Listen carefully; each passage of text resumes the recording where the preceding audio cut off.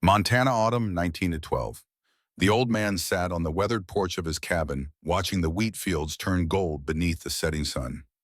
Silas Thornwood was 92 years old now, his hair white as mountain snow, his back curved by decades of hard living.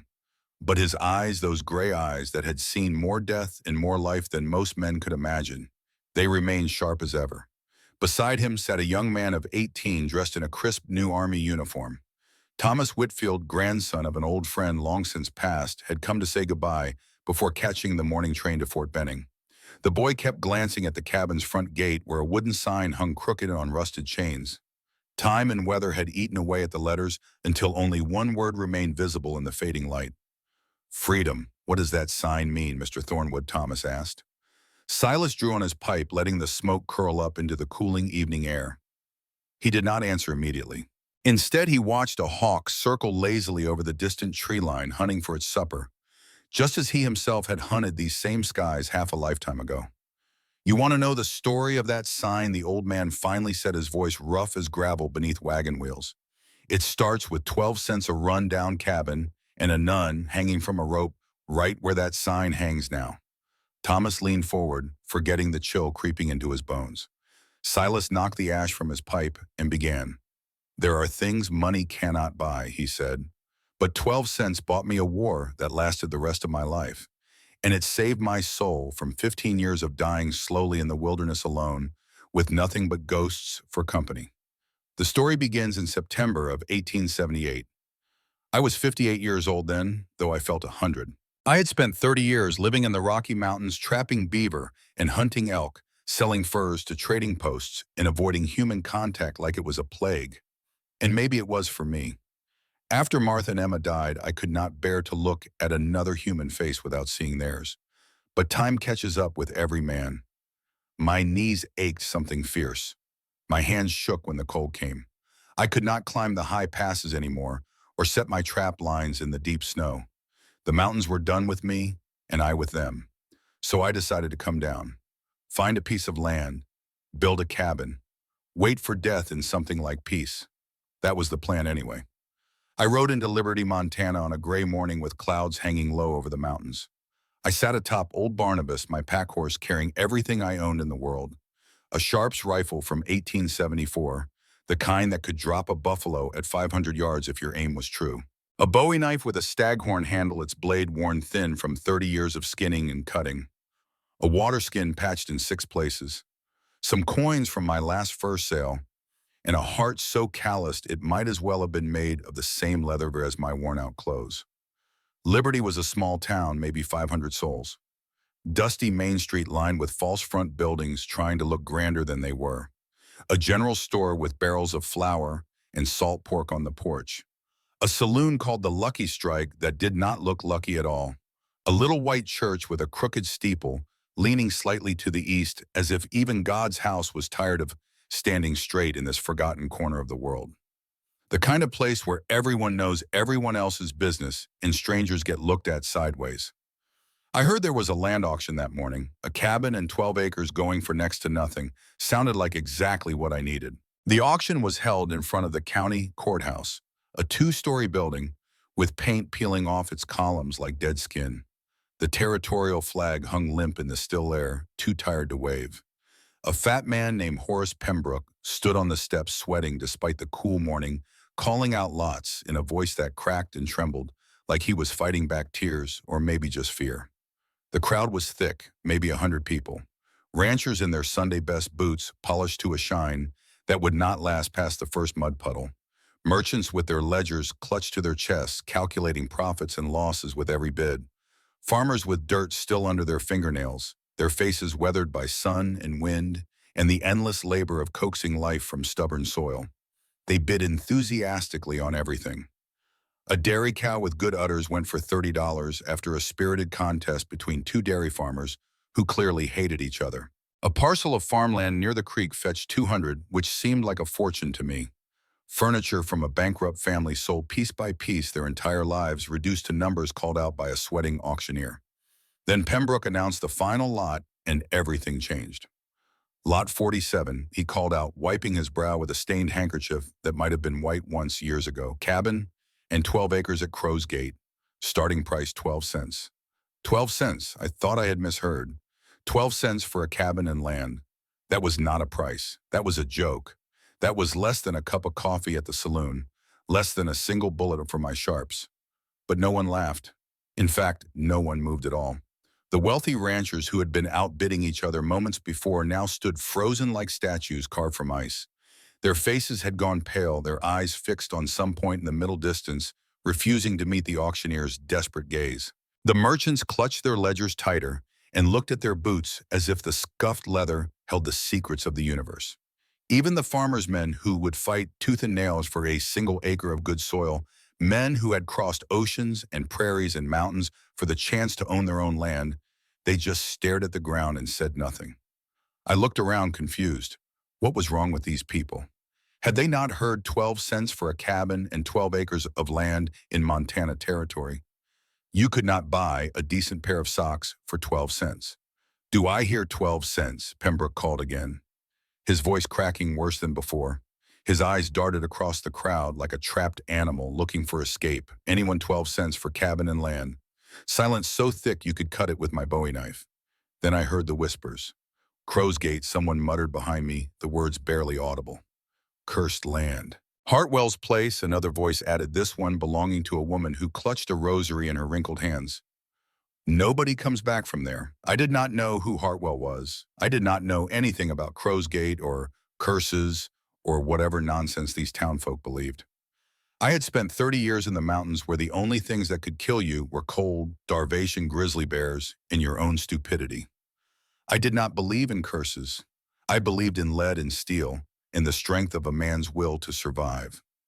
I only knew that 12 cents for a cabin sounded like the best deal I would ever find in my life. I raised my hand. 12 cents, I said.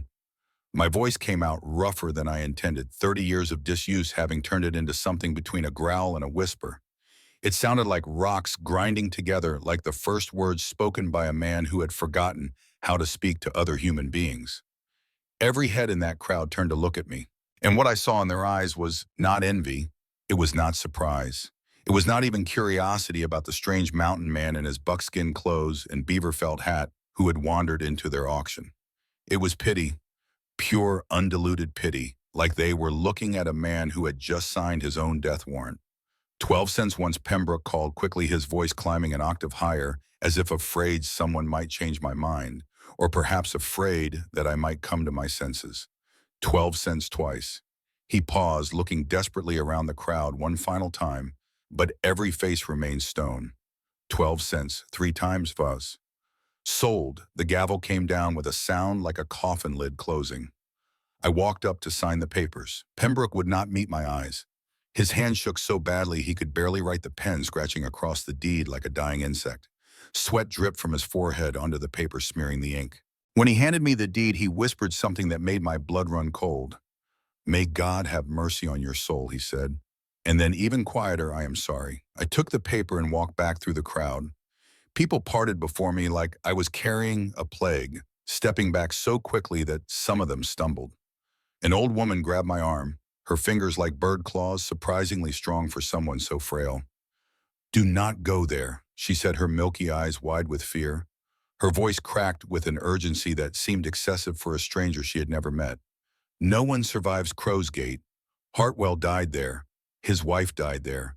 Everyone who goes there, they just disappear. They go in and they never come out." I gently removed her hand from my arm. "Ma'am," I said, "I have survived 30 years alone in those mountains. I have fought grizzly bears with nothing but this knife.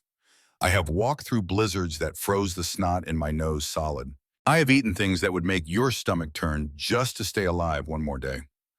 A rundown cabin does not frighten me." She looked at me with such sorrow, such profound sadness, that for a moment I almost believed her. "It is not the cabin you should fear," she said quietly, her voice dropping to barely a whisper. "It is what waits for you there, what they left behind." I mounted old Barnabas and rode out of Liberty, feeling those pitying eyes on my back, until I crested the first hill and disappeared from their sight. Even then, I could have sworn I felt them watching, as if the whole town was holding its breath, waiting to add my name to whatever list of the dead they kept in their fearful minds. The trail to Crow's Gate led through a forest of ponderosa pine, tall and straight as church columns, their bark reddish-brown and smelling of vanilla in the afternoon warmth. The air was thick with the scent of sap and fallen needles, and somewhere high in the canopy, a hawk called out its hunting cry sharp and wild and free. For the first mile, the trail was well maintained. Wagon ruts cut deep into the dirt showed regular travel. Branches had been trimmed back from the path. Someone had even placed flat stones across the muddy patches to keep wagons from getting stuck. But gradually things changed. The ruts faded, filled in by seasons of rain and neglect. Grass grew high across the path, some of it reaching past my stirrups.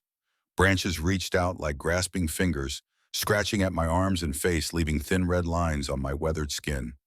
Cobwebs stretched between the trees, and I rode through them feeling the sticky threads cling to my beard and hat. The forest grew darker. The trees pressed closer together. The bird songs faded away until the only sound was the soft thud of Barnabas's hooves on the overgrown trail and the creak of my saddle leather. Old Barnabas grew nervous. His ears flattened back against his skull. His nostrils flared, catching some scent that I could not detect. He knew something I did not sense danger with that animal instinct that has kept horses alive for thousands of years, while smarter creatures perished. "Easy, boy," I murmured, patting his neck. His muscles were tight as coiled springs beneath my hand. "Easy now." But I loosened my rifle in its saddle scabbard just in case. 30 years in the wilderness had taught me to trust an animal's instincts more than my own. 3 miles from town, the forest thinned and opened into a small valley ringed by low hills covered in autumn grass, gone golden brown. A creek wound through the bottom of the valley, its water catching the afternoon light like liquid silver. In other circumstances, it would have been beautiful, peaceful even. And there at the end of a dirt track choked with weeds and wild roses sat my 12-cent cabin.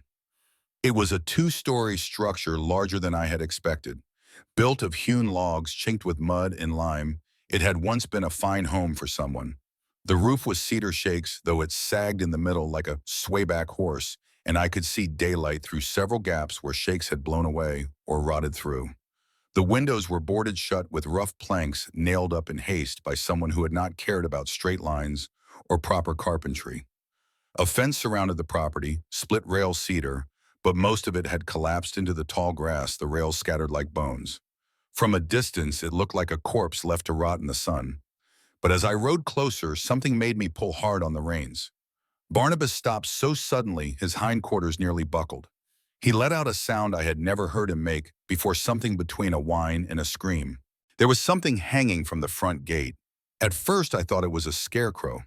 Some kind of warning left by whoever had abandoned this place, meant to scare off trespassers or maybe just the crows. But as I drew nearer, squinting against the afternoon glare, the shape resolved itself into something far worse. It was a woman.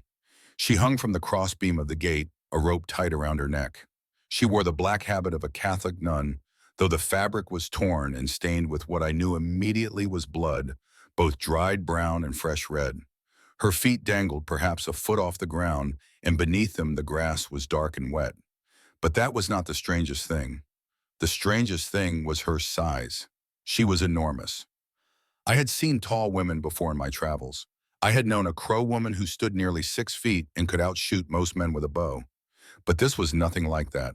This nun must have stood over 6 feet and 2 or 3 inches, with shoulders as broad as a man's, and arms that looked capable of wrestling a steer to the ground. Even hanging from that rope, her feet nearly touched the earth, her legs long and thick beneath the torn, black fabric of her habit. I jumped off Barnabas before I consciously decided to move. 30 years of surviving alone had trained my body to act before my mind could catch up to respond to danger with motion rather than thought. I ran toward the gate, my heart pounding against my ribs like a war drum. As I got closer, I saw her face. Purplish gray, swollen, her eyes closed and bruised. Her lips cracked and bloody split in several places. The rope had cut deep into her neck, leaving a ring of dried blood and bruised flesh that looked like a collar made of violence. A wooden cross hung from her neck on a leather cord, resting against her still chest. She was dead. Had to be dead. No one could survive being hanged like that. No one could endure that rope biting into their throat, cutting off air and blood for what must have been hours. But then I saw her chest move. Just a flutter. Just the slightest rise and fall so small I thought at first it was a trick of the light or my own desperate imagination. But no, there it was again. A breath, shallow as a whisper, weak as a dying ember, but real. She was still alive. I pulled my Bowie knife and climbed the broken fence beside the gate. The wood groaned under my weight, threatening to collapse into the tangle of wild roses beneath, but it held long enough for me to reach the crossbeam. The rope was thick hemp, new, not the rotting cord you might expect in an abandoned place. Someone had brought this rope here recently. Someone had tied it with the knot of a man who knew what he was doing, a hangman's knot designed to tighten under weight. But they had made a mistake, or perhaps it was intentional. The knot was positioned wrong. In a proper hanging, the knot sits behind the ear, and when the body drops, the neck snaps clean and quick. But this knot was at the back of her head, and her feet were only a foot from the ground. She had not dropped far enough to break her neck. Instead, she had strangled slowly, the rope tightening with every struggle, her own weight pulling the life from her body inch by terrible inch. They wanted her to suffer, I realized. They wanted her to die slow. I cut the rope. The moment the blade severed through her body, dropped like a felled tree. I tried to catch her to slow her fall, but she was far too heavy, far too solid. We both crashed to the ground in a tangle of limbs and torn fabric, my old bones crying out in protest as I hit the hard-packed dirt. She landed on top of me, driving the breath from my lungs like a mule kick to the chest. For a moment, stars exploded across my vision, and the world went gray at the edges. Then I managed to roll her off and kneel beside her in the dirt, gasping for air. She was breathing, barely but breathing, ragged, shallow breaths that sounded like tearing paper, each one a struggle against the damage the rope had done to her throat. I tore a strip from my shirt and pressed it against the rope burns on her neck. The wound was ugly, a deep purple ring of bruising surrounding raw flesh that oozed blood and clear fluid. But the rope had not crushed her windpipe completely.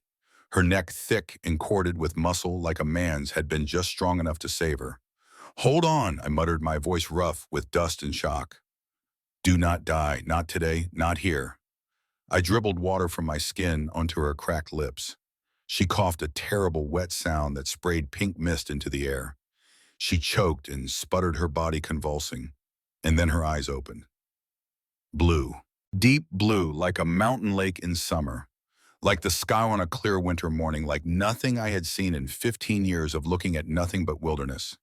And those blue eyes were full of pain, full of fear, but underneath it all, burning like a coal in a dying fire, there was fury. Pure, righteous fury. She tried to speak, but only a rasping croak came out, the sound of a voice destroyed by rope and terror. Still, I understood one word that changed everything. She gasped, each syllable a battle against her ruined throat. Coming back. Then her eyes rolled back in her head and she went limp in my arms. I sat there in the dirt for a long moment, this giant of a woman unconscious in my lap, staring at the gate where she had hung. The cut rope still swung gently from the crossbeam, stirred by a breeze I could not feel. Blood stained the weathered wood of the gate, dark against the gray. This was not a robbery gone wrong. This was not the work of random outlaws looking for easy money. This was deliberate. This was organized. This was a message. And I had just walked right into the middle of it. For a moment, I considered putting her back on Barnabas and riding straight back to Liberty. Let the town folk deal with their own mess. Let the sheriff, if they had one, sort out who had hanged a nun from a gate and why. But then I looked at her face, bruised, bloody, swollen, but peaceful now in unconsciousness. She looked young beneath the damage, mid-20s maybe. And even battered as she was, there was something in her face that spoke of strength, of determination, of a will that would not break even when the rope was tight around her throat. They had tried to kill her. They had failed. And something about that failure, that stubborn refusal to die, called out to something deep inside me that I had thought was dead and buried with my wife and daughter. I picked her up, grunting with the effort, my old back screaming in protest. She must have weighed 180 pounds, at least all of it, solid muscle and bone. I carried her toward the cabin, my legs trembling with every step, and I did not look back at the gate where the rope still swung in the silent breeze. I carried her into the cabin, half dragging her through the front door that hung crooked on its rusted hinges. The door scraped against the warped floorboards with a sound like a dying animal, and dust rose in clouds around us, making me cough and squint. The interior was thick with cobwebs and the musty smell of years of neglect. Furniture sat exactly where it had been left, covered in gray sheets of accumulated grime. A table with 4 chairs, one of them broken. An iron bed frame with a mattress that had seen better decades.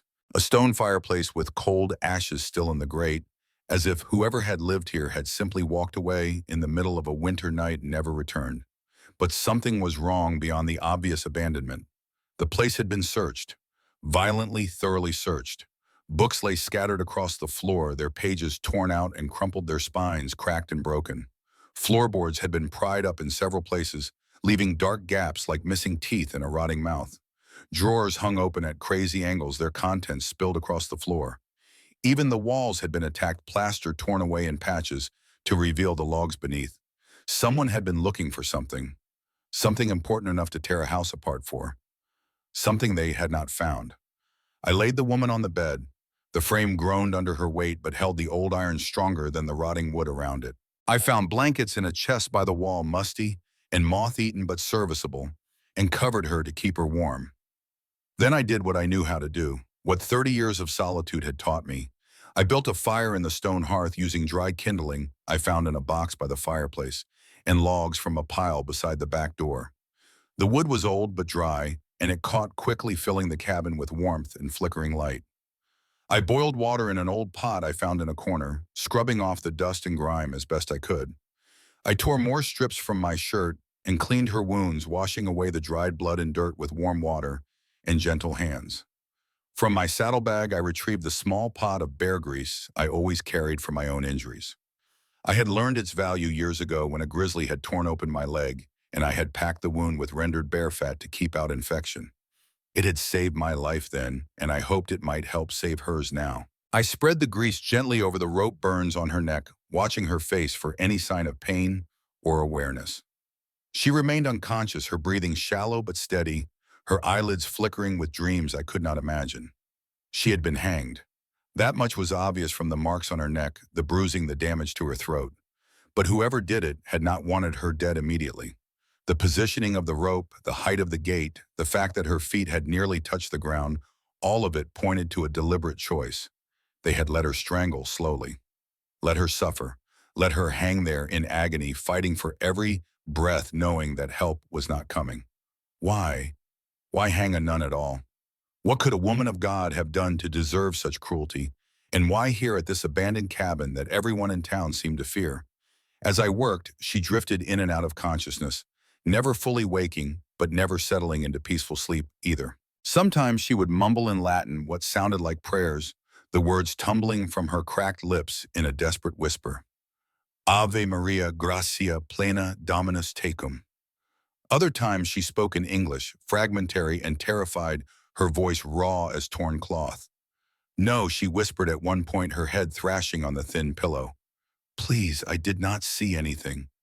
I swear I did not see. And then clearer than the rest, the documents. They killed him for the documents.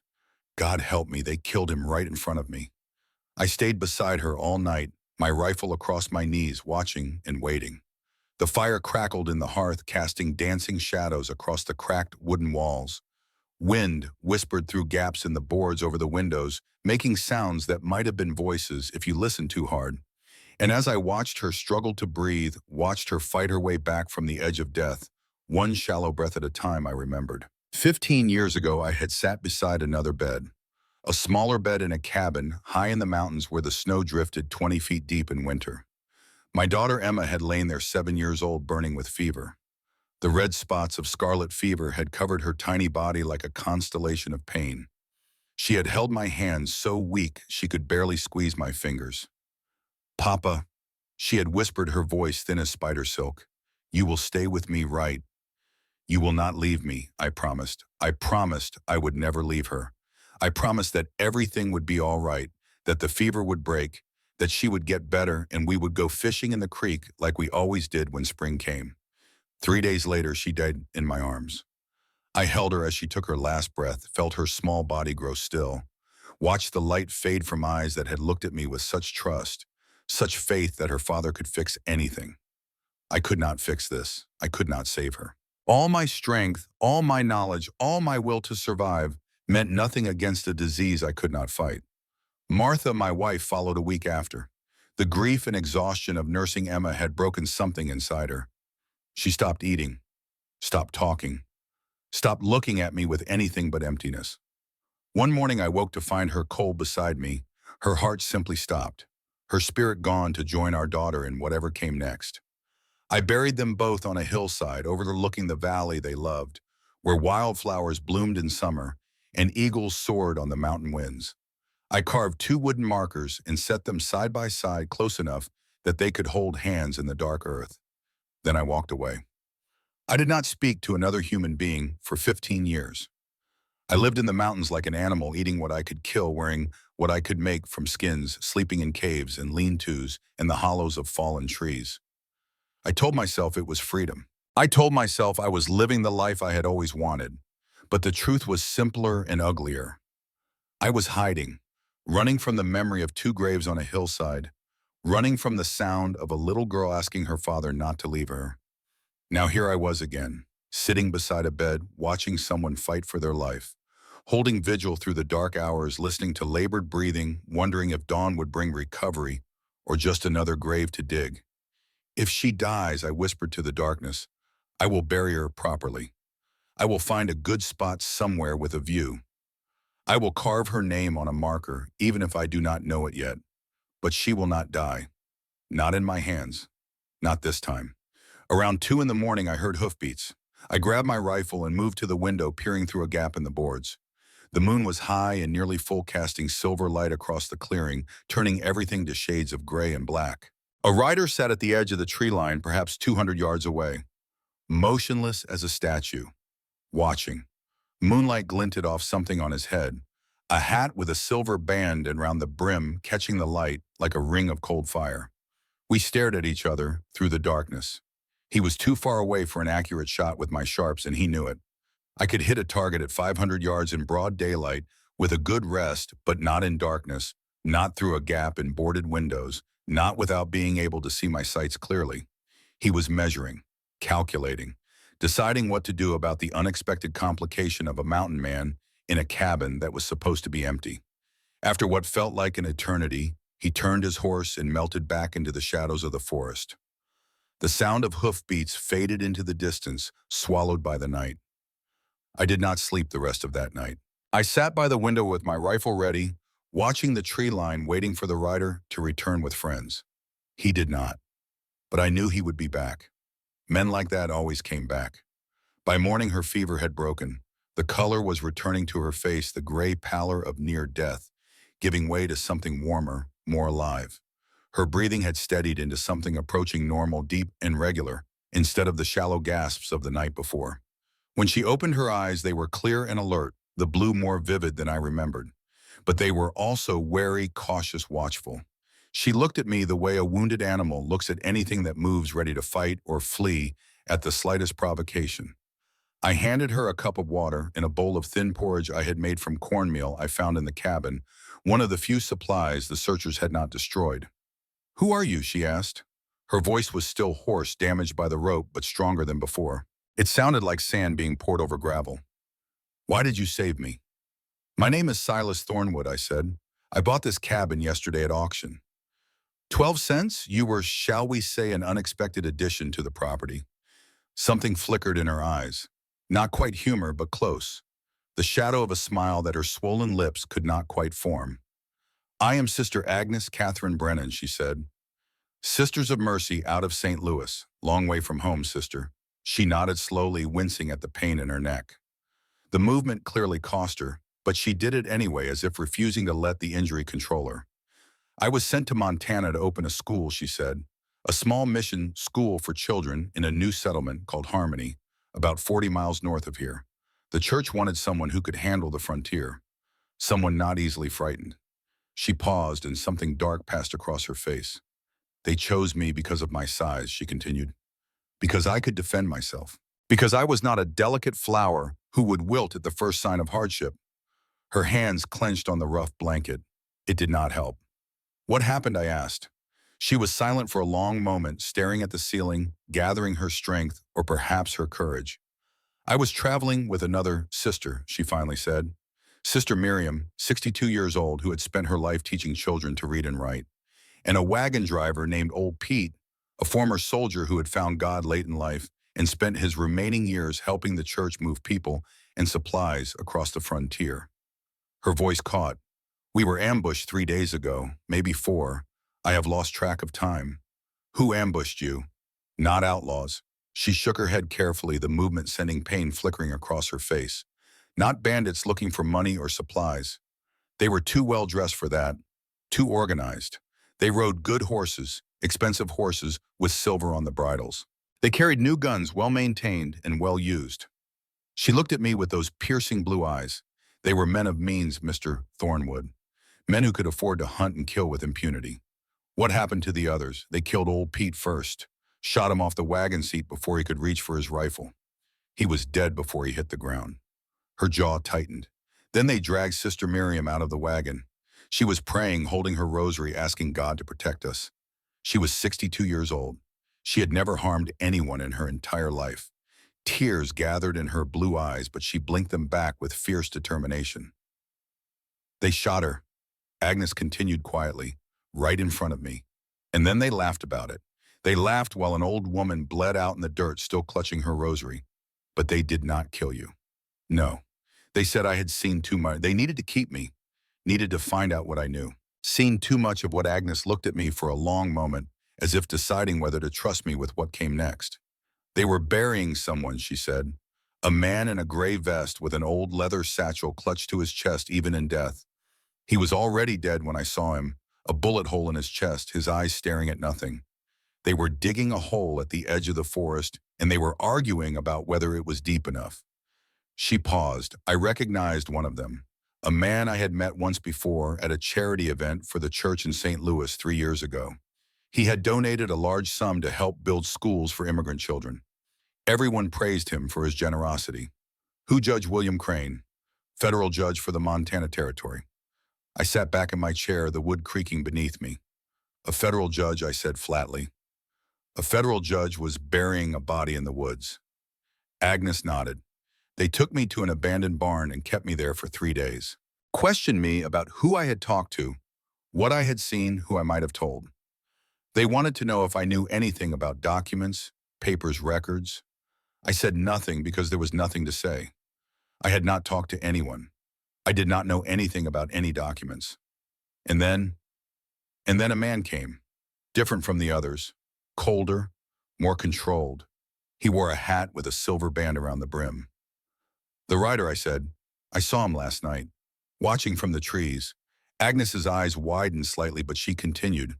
He said they needed to send a message, that they could not just kill me and dump my body because a missing nun would draw too much attention. They needed to make an example. They brought me here, she said, her voice dropping to barely a whisper. They stood me on a crate and put the rope around my neck. The man with the silver hat, he tied the knot himself. He said this cabin was perfect because everyone was too afraid to come here. My body would hang until the crows picked my bones clean and no one would ever know. Then they kicked the crate away. She touched her neck fingers, tracing the raw wounds beneath the bandages. I do not know how long I hung there. Hours, I think. I remember praying. I remember the rope getting tighter every time I tried to breathe. I remember thinking that God had abandoned me. She looked at me with those fierce blue eyes. And then you came. I sat back, my mind working through what she had told me, fitting pieces together the way I had once fitted together animal tracks and broken branches to find prey in the wilderness. They did not want you dead immediately, I said. The way they rigged that rope, you would have strangled slowly. They wanted you to suffer. Yes. Why this cabin? Why hang you here specifically, I do not know. But they kept asking about documents, papers. They thought I might have them or know where they were. They searched my bags, my habit, even my Bible, looking for something. I remembered the ransacked interior, the torn-up floorboards, the shattered plaster. Someone had been searching this place long before Agnes arrived, searching with the desperate thoroughness of men who knew what they were looking for and could not find it. The man they buried, I said. His satchel. Did you see anything on it? Any markings? Agnes frowned, reaching back through pain and terror to find the memory. Old leather, she said slowly. Brown, cracked with age. There were initials stamped into it near the handle. S and H, I think. I remember because I thought they might be someone's name. Samuel something. Or maybe Stephen. S.H. The whispers in town came back to me like echoes in a canyon. Hartwell. Crow's Gate. Nobody comes back from there. Samuel Hartwell, I said slowly. That was the name. People in town said he died 15 years ago.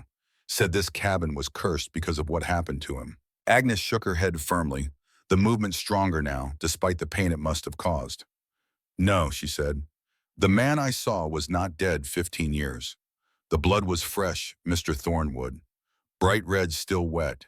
He had been killed recently, within a day or two at most. And the satchel, it was old, but the leather was well-oiled, cared for. Someone had been using it regularly. The weight of her words settled over me like a cold mountain fog. Samuel Hartwell had not died 15 years ago. He had been alive all this time, hiding somewhere, waiting for something. Protecting something so important that he had given up his name, his life, his place in the world to keep it safe. And just a few days ago, they had finally found him. The journal explained everything. I found it that afternoon after Agnes had fallen back into an exhausted sleep. I had been searching the cabin more carefully than whoever had torn the place apart, looking not for hidden compartments or secret caches, but for the small things that frightened men overlook. The journal was wedged in a gap between the stone hearth and the wooden floor, a space barely wide enough to slip 2 fingers into. It was bound in leather that had once been fine but was now cracked and worn, its pages brown and brittle with age. The first pages were damaged by heat and water, nearly illegible. But enough remained to piece together the truth. Samuel Hartwell had been a clerk in the Territorial Land Office in 1863, 15 years ago. His job was simple enough, copying deeds and recording property transfers, the kind of work that most men found mind-numbingly dull. But Hartwell had been observant, too observant for his own good. He had noticed that certain properties were being sold multiple times to different buyers, all with the signature and seal of Judge William Crane. He had found forged documents that redistributed land owned by settlers, by native tribes, by the federal government itself.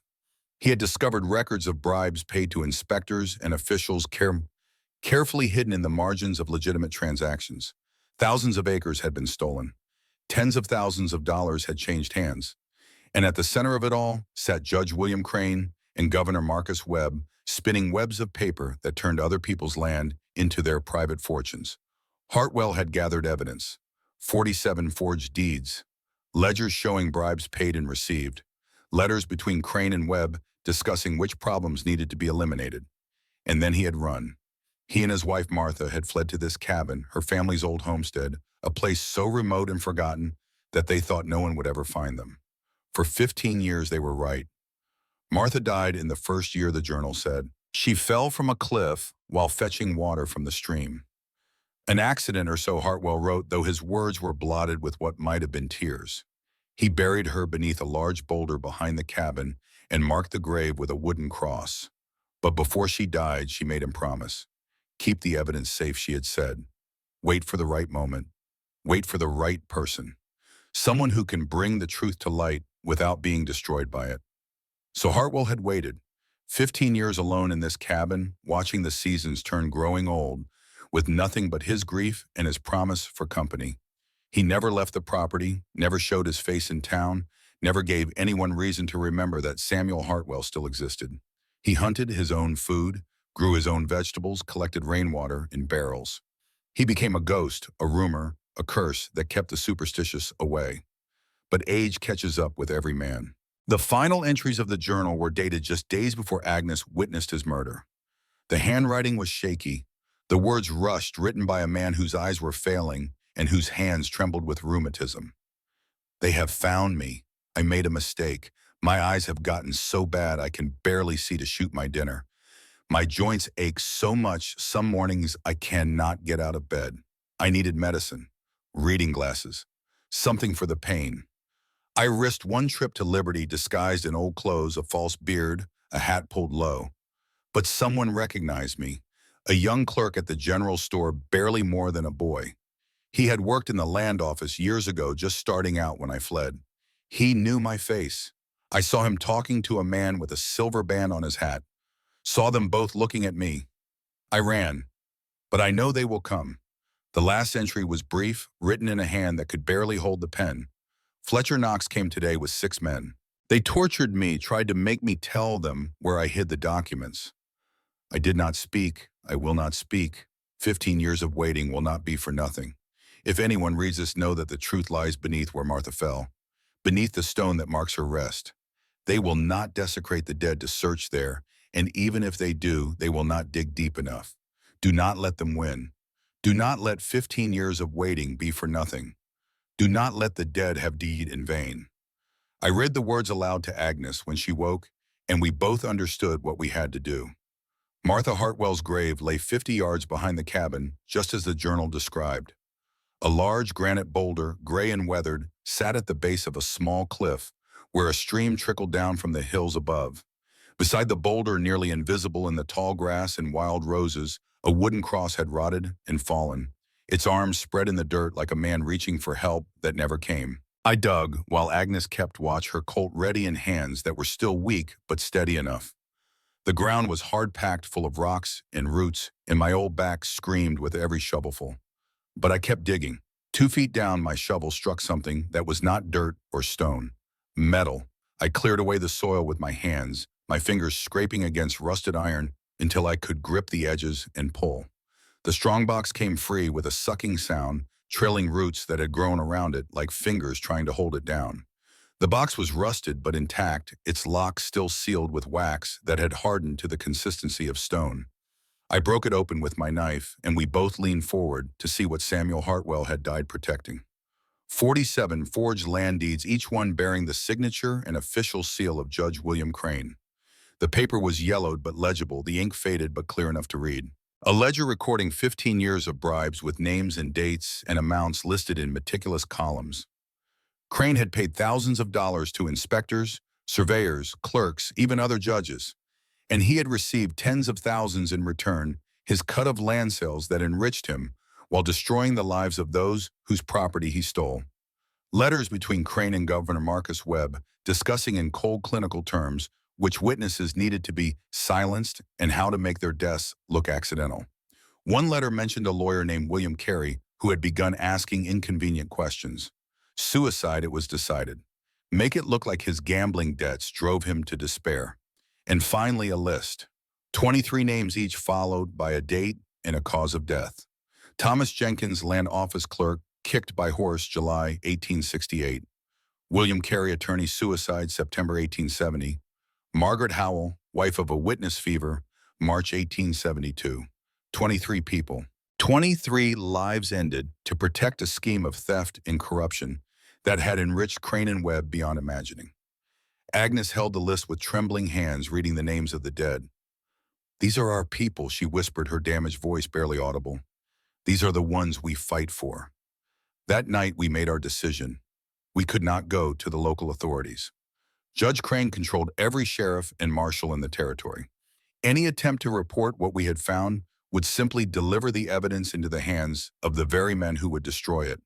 We needed to get the documents to someone outside Crane's reach, someone with the power to act and the integrity not to be bought. The answer came from an unexpected source. Clara Jenkins arrived at our cabin under cover of darkness, slipping through the trees like a ghost. She brought food, medicine, and warning. "Fletcher Knox is gathering men," she said, her voice tight with fear. 20 or more recruited from towns across the territory with promises of gold and land. They will attack within 2 days. And this time they will not stop until everyone in this cabin is dead. "How do you know this?" "Because my son-in-law is one of them." Clara's face twisted with shame and anger. "Daniel Harper married my daughter last spring. He owes money to men who work for Crane. They told him he could work off his debt by riding with Knox." She gripped my arm. "He does not want to do it. He is not a killer, but he is scared, and scared men do terrible things." I looked at the documents spread across the table at the list of 23 names, and I understood. Clara's husband had been one of them. Thomas Jenkins, kicked by horse, July 1868. She had spent 10 years knowing the truth and being unable to prove it. "There is someone who might help," Clara said. "Father Thomas O'Malley at the church.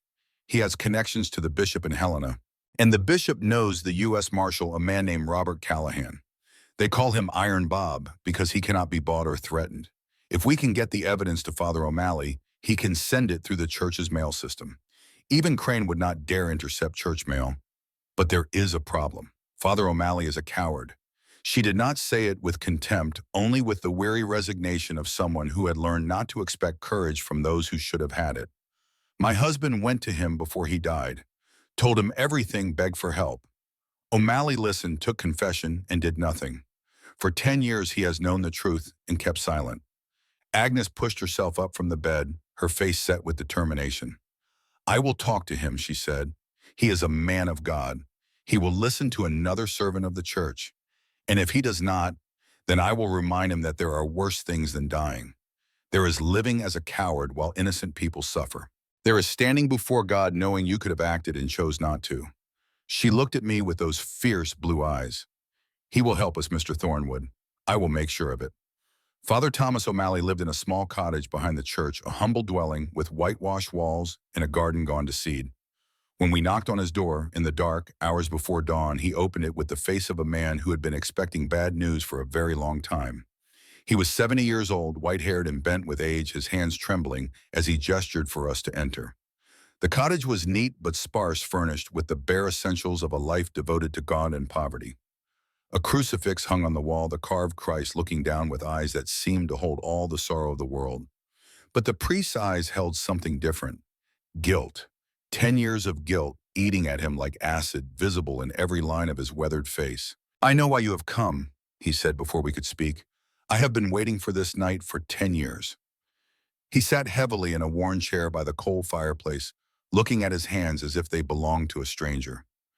Thomas Jenkins came to me before he died, he continued, his voice barely above a whisper. He told me everything, about Crane, about Webb, about the stolen land and the forged documents and the people who had been killed to keep the secret. He begged me to help him, to speak out, to do something. And you said nothing, Mara replied. It was not a question. Father O'Malley nodded slowly, tears forming in his rheumy eyes. I was afraid, he whispered. I told myself I was protecting my flock, that speaking out would only bring violence and death to innocent people, that Crane would burn the church and kill everyone who worshiped there. But the truth is simpler and uglier. I was afraid to die. Agnes knelt beside him, taking his trembling hands in her own large, strong ones. The contrast was striking. This giant woman, kneeling before this frail old man, her hands swallowing his completely. Father, she said gently, 3 days ago, I was hanged from a rope. I felt the life draining from my body. I felt the darkness closing in. I was ready to die. She touched the scar on her neck, still raw, still visible above the collar of her habit. But God sent this man to cut me down. A stranger who bought a cabin for 12 cents and found me hanging from his gate. Perhaps that was chance, or perhaps it was providence.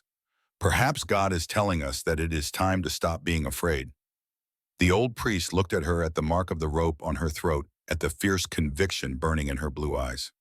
He looked at the evidence spread across his small table, the documents that proved what he had known and hidden for a decade. Something shifted in his face. The fear did not disappear, but something else rose alongside it. Something that might have been courage, or perhaps simply exhaustion with his own cowardice. What do you need me to do, he asked. We told him. The letters to Bishop Donovan and Helena explaining what had happened and what proof existed. The copies of evidence to be sent through church mail, a channel protected by law and tradition that even Crane would not dare to intercept. The message to U.S. Marshal Robert Callahan asking for help from the only lawman in the territory who could not be bought. Father O'Malley listened. Then he stood and walked to his desk, moving with a purpose I would not have expected from a man so bowed by age and guilt. He pulled out paper, ink, and his official church seal, the symbol that would mark his letters as protected correspondence. The mail coach leaves in 4 hours, he said, his voice stronger now. I will have everything ready by then. The bishop will receive my letter within 3 days. The marshal, if he rides hard, could be here within 5. 5 days, I said. We need to survive 5 days. I thought of the 20 men Knox was gathering. I thought of our dwindling ammunition, our single cabin, our 2 guns against an army. It seemed impossible, But I had spent 30 years doing impossible things, surviving winters that killed lesser men, fighting off grizzly bears with nothing but a knife, walking through blizzards that should have frozen me solid. If there was one thing I knew how to do, it was survive when the odds said I should die. We will manage, I told Agnes as we made our way back to the cabin through the pre-dawn darkness. We have faced worse. She looked at me, this giant woman with her nun's habit and her gunfighter's hands, and almost smiled. Have we? She asked. I thought about it for a moment. No, I admitted, but there is a first time for everything. The night before the expected attack, Agnes and I sat beside the fire in the cabin, preparing ourselves in different ways.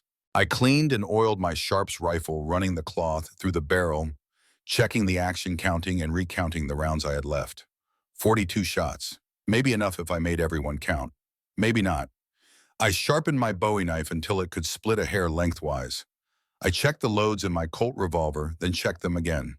The rituals of a man preparing for war, the same rituals I had performed before every dangerous hunt, every desperate winter, every encounter with predators who saw me as prey.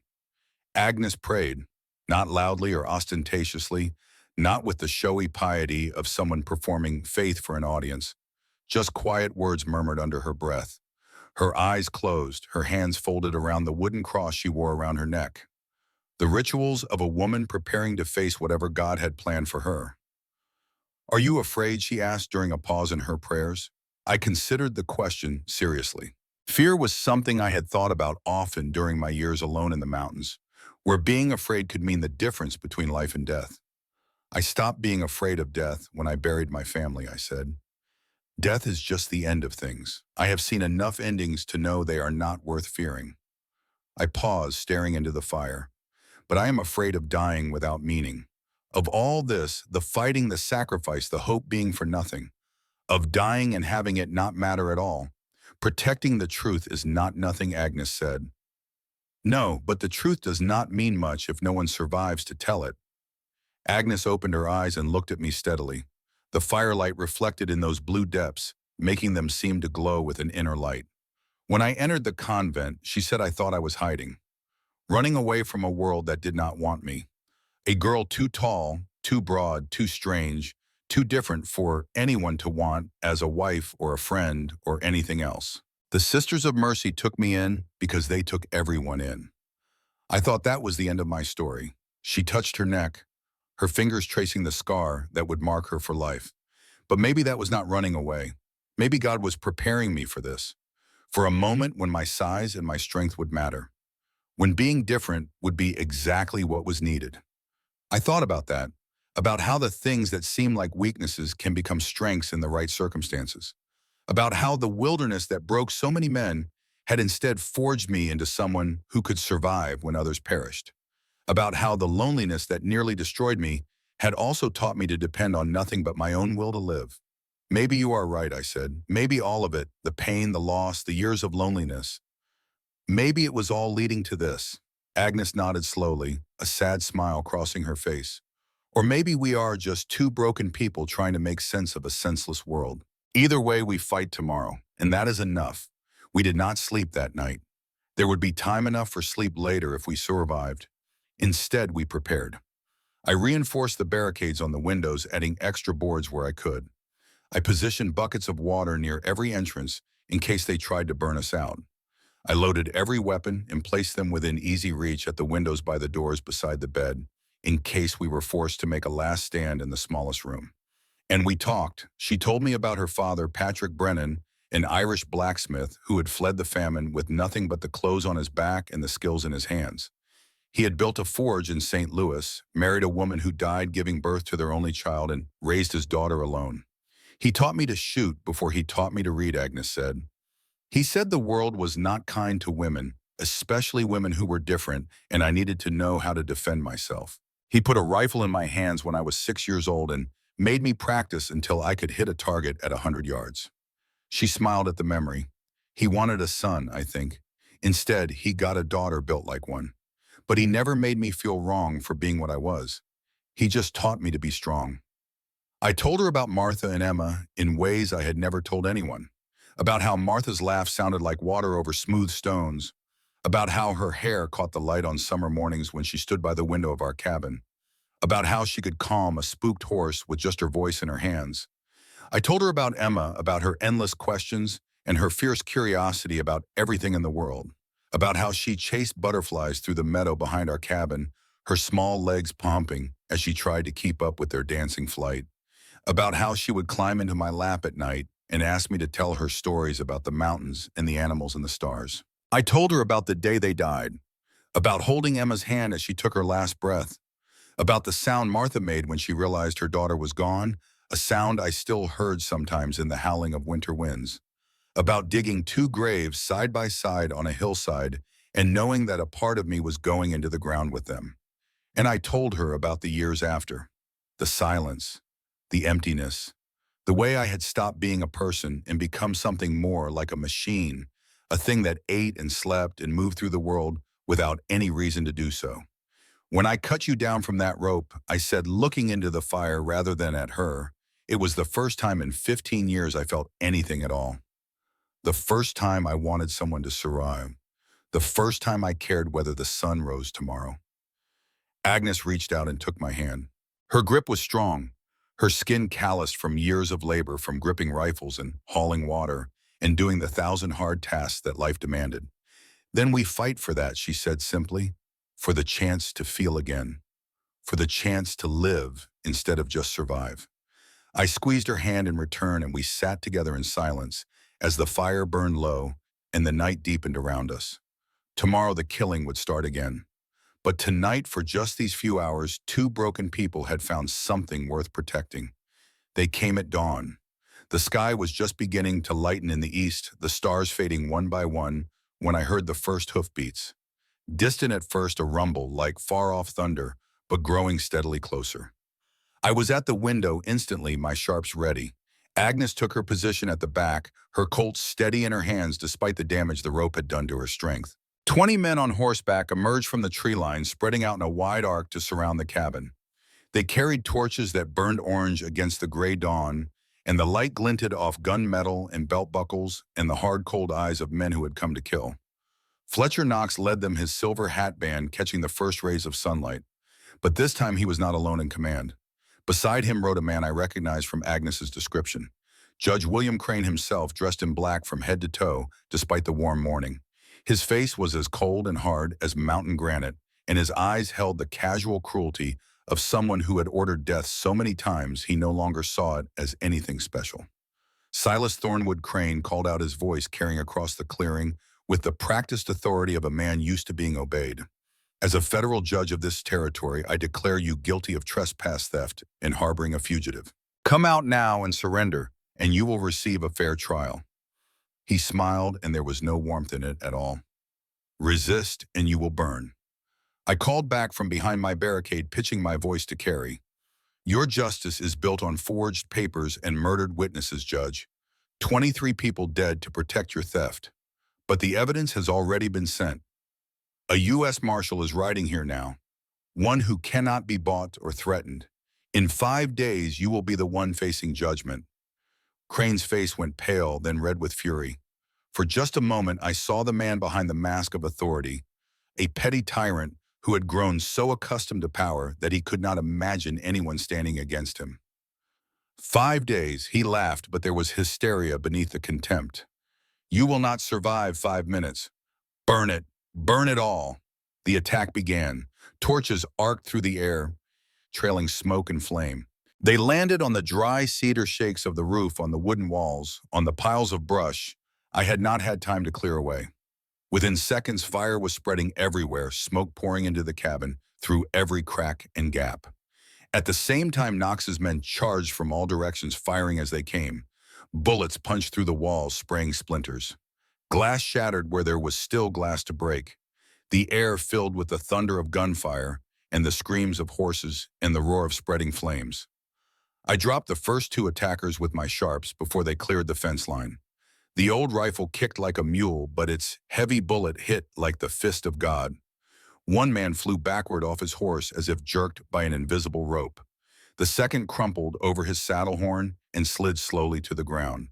From the back window, Agnes's Colt barked twice. A scream, then silence, Then another shot. "The Lord forgives those who defend the innocent," she shouted over the chaos. "And I am the innocent here." But there were too many of them, and the fire was spreading too fast. Smoke filled the cabin, burning my eyes and lungs.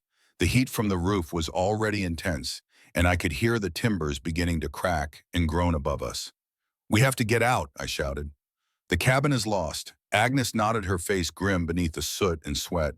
She grabbed her revolver and the pouch of extra ammunition. "Back door," she said. "Into the trees." I kicked open the rear door, and we ran plunging into the smoke and chaos, bullets snapping past us like angry hornets. One caught my sleeve, burning a line across my forearm. Another shattered a branch inches from Agnes's head. But we made it to the tree line. What followed was a running battle through the forest, the kind of fight I had been training for during 30 years in the wilderness without ever knowing it. I knew how to move through trees without making a sound. I knew how to use the terrain, the ravines and deadfalls and thick brush to break up pursuit and create ambushes. I knew how to disappear into shadow and reappear where the enemy least expected, striking fast and vanishing before they could respond. Agnes was slower still, weak from the hanging, but she had the courage of a woman who had already faced death and decided she was not afraid of it anymore. She did not panic when bullets flew past her head. She did not hesitate when I told her to shoot. We fought a retreating action through the pines, stopping to fire when we had clear shots, then melting back into the shadows before they could return fire effectively. The forest that had seemed so threatening when I first rode through it was now our ally, hiding us, protecting us, giving us every advantage. I killed 3 more men that morning. Agnes wounded 2, one badly enough that his screams echoed through the trees for long minutes before going silent. But it was not our guns that saved us. In the chaos of the pursuit, as Knox's men spread out through the forest trying to hunt us down, something unexpected happened. Fletcher Knox found me. I had taken cover behind a fallen log, reloading my sharps with fingers that trembled from exhaustion and the aftermath of adrenaline. I did not hear him approach, did not know he was there until I looked up and saw him standing 10 feet away, his revolver drawn and aimed at my chest. I froze. At that range, he could not miss. At that range, my sharps was useless, too long and slow to bring to bear before he could fire. We looked at each other in the dappled forest light. His face was unreadable, as cold and controlled as it had been when he watched his men die the first night. "The documents," he said quietly. "Did you send them?" I did not answer. "Good." He lowered his weapon slightly, not holstering it, but no longer pointing it at my heart. "Then survive this day, Thornwood. Survive it, and you will understand why I did what I am about to do." He turned and fired his gun into the air. 3 shots in rapid succession. They went east, he shouted to the distant searchers, his voice carrying through the trees. I saw them heading east. "This way. Follow me." Then he ran crashing through the underbrush, leading the pursuit in exactly the wrong direction. I did not waste time wondering why. I grabbed Agnes and we fled west, deeper into the wilderness, away from the burning cabin and the men who wanted us dead. We ran until we could not run anymore, until our legs gave out and our lungs burned and the sounds of pursuit had faded to nothing, until the only sounds were our own ragged breathing and the whisper of wind in the pines and the distant call of a hawk circling overhead. Then we collapsed in a small ravine hidden by brush and fallen trees and tried to make sense of what had happened. Why did he help us? Agnes gasped, her breathing ragged, her face pale beneath the dirt and sweat. "He is the one who hanged me. He is the one who tied the rope and kicked away the crate. Why would he save us? I do not know." I admitted. "But whatever his reasons, we are alive because of it." I looked back toward where we had come. A column of black smoke rose above the trees, marking the grave of my 12-cent cabin. "The documents are safe," I said. "Father O'Malley sent them yesterday. The marshal is coming. But we have to survive until he gets here." Agnes pushed herself up to a sitting position, wincing at the pain that movement caused. "And Crane knows about the church now, knows about the priest. He will not wait passively for the law to arrive." I nodded grimly. She was right. Crane would try to destroy every piece of evidence, silence every witness, including Father O'Malley. "We have to warn him," I said, "and we have to find allies, people who are willing to stand with us when the fighting starts again."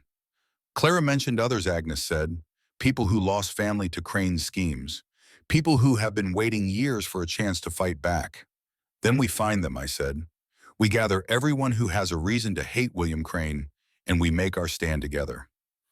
It would not be enough. I knew that. A handful of farmers and shopkeepers against 20 armed men was not a fair fight. But I had stopped caring about fair fights the day I watched my daughter die. All I cared about now was winning, whatever the cost. We spent 3 days hiding in the wilderness, 3 days of moving only at night and sleeping in shifts and surviving on roots and berries and the occasional rabbit I managed to snare. 3 days of secret meetings in Clara Jenkins' barn, gathering the broken and the grievings, and ones who had lost everything to Crane's hunger for power and had nothing left to lose. Jacob Harris, the blacksmith. His son had been 18 years old, just starting to court a girl from a neighboring farm when he witnessed one of Crane's men accepting a bribe. A week later, he died in a mine accident. The mine had been closed for repairs. There was no reason for him to have been there at all. Samuel and Daniel Green brothers, in their late 20s, farmers, who worked the land their father had broken and tamed. Their father had been killed by bandits on the road to Helena. Bandits who rode horses from Crane's stable and used guns that matched ones seen in Crane's men's holsters. Widow Martha Cole, whose husband had been found hanging in their barn. Suicide, the sheriff said. But Martha had seen the rope burns on his wrists, had seen how his hands had been tied before they put the noose around his neck, and a dozen others, each with their own story, their own grief, their own rage. We armed them as best we could with whatever weapons we could gather. Old rifles that had seen better decades, shotguns meant for birds pressed into service against men, a few pistols with mismatched ammunition. Not enough to fight a pitched battle, but perhaps enough to make a difference. And we made a plan. On the third night, word came from Clara that Crane had made his move. He had surrounded the church, taken Father O'Malley prisoner, and was demanding to know where the documents had been sent. If the priest does not talk by morning, Clara said, her face pale with fear, Crane will burn the church, with everyone inside. Then we go tonight, I said. We do not wait for the marshal. We act now. The plan was simple. The best plans always are. Jacob and the Green brothers would set fire to Crane's main warehouse on the east side of town. It was full of stolen goods and falsified records, and it would burn spectacularly. The fire would draw Crane's men away from the church, leaving only a skeleton guard behind. We would strike, then free Father O'Malley and bring him to the town square where everyone could hear him speak the truth. It was dangerous. It might not work. We might all die, but we had all accepted that possibility the moment we agreed to fight. We struck at midnight. The warehouse went up like a bomb, flames leaping 50 feet into the night sky, illuminating the whole town in flickering orange light.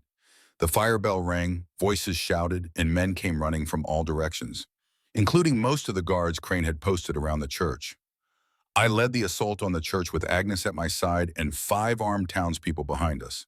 We moved through the shadows between buildings, staying out of the firelight, approaching from the rear, where the guards would not expect. 4 men remained at the church, standing the watch at the doors and windows. They were alert but distracted, watching the fire and probably wondering if they should abandon their post to help. They never saw us coming. We took them down quickly and quietly, using fists and rifle butts rather than bullets. We could not afford to alert anyone until we had the priest and were ready to speak. Father O'Malley sat in the corner of his own church, his face battered, his cassock torn, his hands bound behind his back. When he saw Agnes, tears streamed down his bruised face. "You came back," he whispered.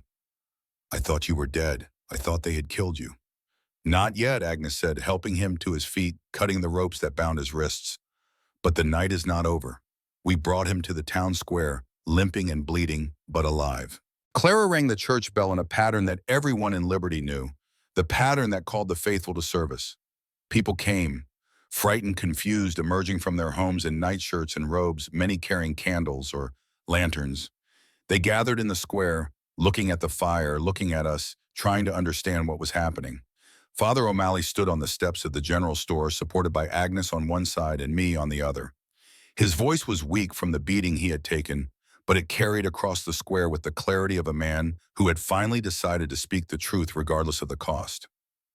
He told them everything, about Thomas Jenkins and his discovery of the forged documents, about Samuel Hartwell and his 15 years of hiding, about the list of 23 names, 23 people murdered to protect Crane's empire of theft and lies, And as he spoke, the crowd began to murmur, then to shout, then to roar.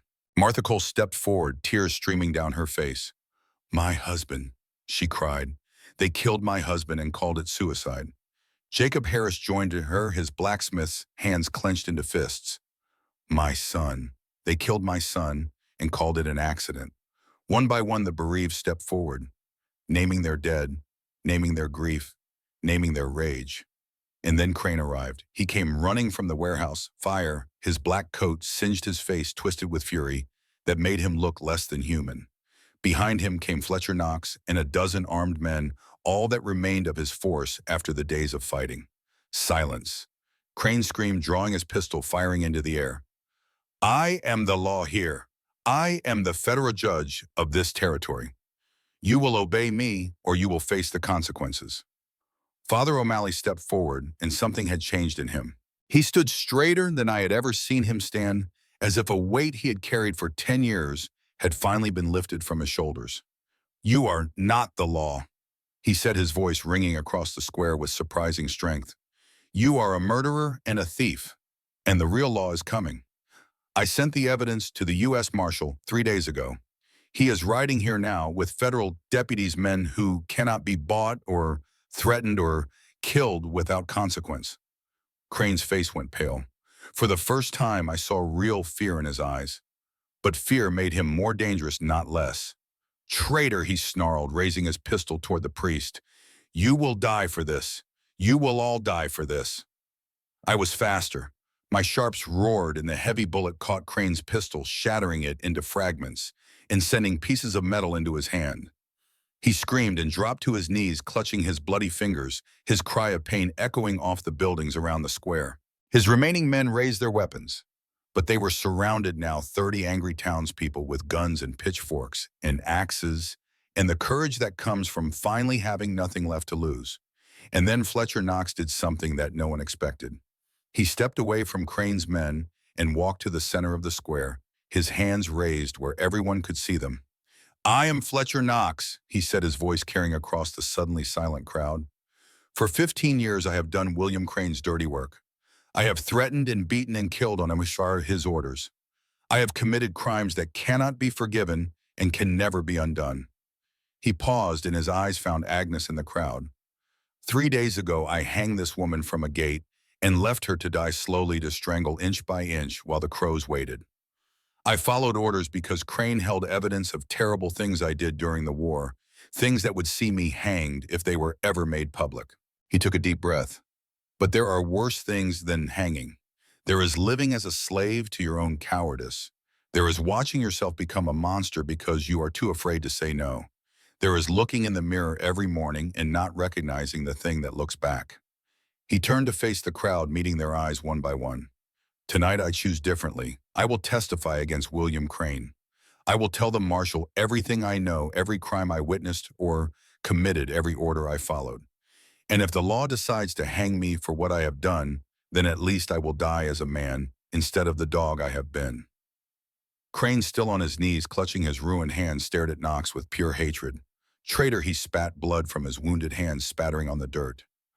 "I will destroy you. I will destroy all of you."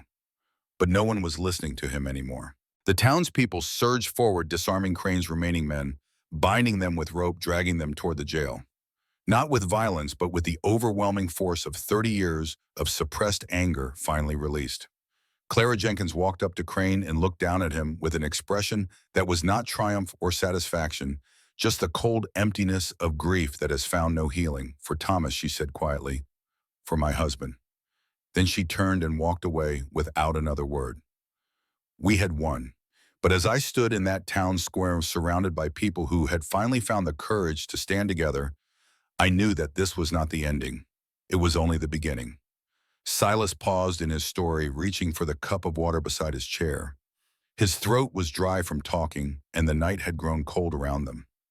Thomas sat motionless, his eyes wide, his train ticket forgotten in his pocket. "What happened next?" he asked. "Did the marshal come? Did Crane face justice?" The old man nodded slowly. "He did," he said, and he did. But that is the story for the final part. The trial, the sentencing. What happened to all of us afterward? He looked at the young man at the uniform he wore, at the uncertainty in his eyes. "You should get some sleep," he said. "Your train leaves early, and you have heard enough for one night." "I could not sleep now if I tried," Thomas said honestly. Silas smiled, a thin expression, touched with something that might have been affection. "Then I will finish the story," he said. "All of it. And then you will go to your war, and I will stay here with my memories, and we will both carry this night with us wherever we go." He settled back in his chair, refilled his pipe, and continued. Part 3. Justice and Legacy. The marshal came on the 5th day, just as Father O'Malley had promised. Robert Callahan rode into Liberty at the head of 15 deputy marshals, all of them hard men on good horses, armed with federal authority and the kind of determination that comes from years of hunting outlaws across the wild territories. Callahan himself was 50 years old, with a face like weathered leather and eyes that had seen too much to be fooled by lies or intimidated by threats. They called him Iron Bob throughout the Northwest, not because he was cruel, but because he could not be bent. Men had tried to bribe him with fortunes. Men had tried to threaten his family. Men had even tried to kill him more than once. None of it had worked. When he rode into that town square, the first thing he saw was Judge William Crane sitting in a jail cell, his hand wrapped in bloody bandages, screaming about illegal imprisonment and violations of federal authority. Callahan dismounted, walked over to the cell, and looked at Crane for a long moment without speaking. His face betrayed nothing. No anger, no satisfaction, no emotion at all. Then he turned to me. "You the one who started all this?" he asked. "I suppose I am," I said, "though I only meant to buy a cabin." Callahan almost smiled. "Almost. Tell me everything," he said. So I did. The investigation took 3 days. Callahan was thorough in a way that spoke of years of experience, separating truth from lies, evidence from accusation, justice from revenge. He did not simply accept our word for what had happened. He examined every piece of evidence, interviewed every witness, and verified every claim against multiple sources. On the first day, he reviewed the documents from the iron strongbox. He spread them across the table in Clara's general store, which he had commandeered as a temporary headquarters, and went through them one by one. The forged land deeds with Crane's distinctive signature. The bribery ledgers with their damning columns of names and amounts. The letters between Crane and Governor Webb, discussing which witnesses needed to be eliminated and how. By the time he finished, his face had hardened into something that made even his deputies step back. "This is worse than I expected," he said quietly. "This is not just corruption. This is an empire built on stolen land and murdered witnesses. This is treason against the very concept of law." On the second day, he took testimony.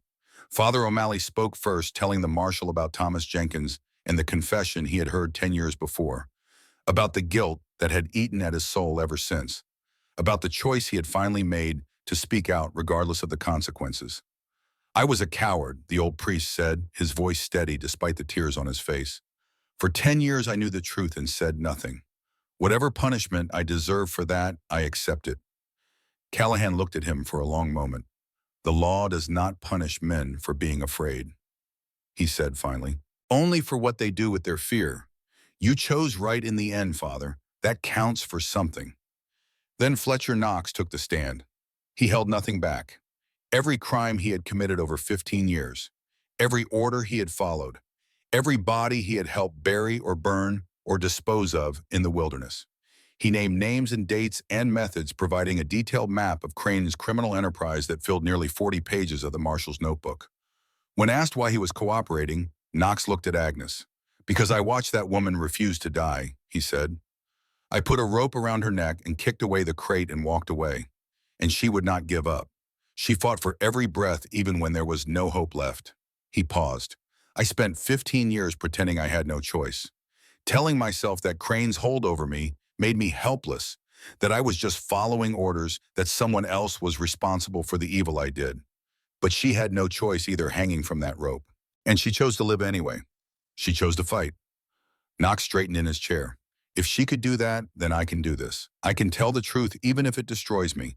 At least then I will have made one choice in 15 years that I can stand behind."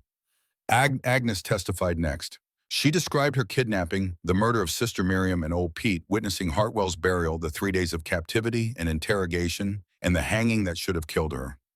The marshal listened without interrupting, his face revealing nothing.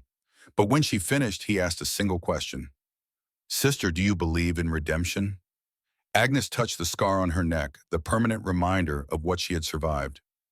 I believe that God gives us chances to choose differently, she said. What we do with those chances is up to us. I gave my testimony last.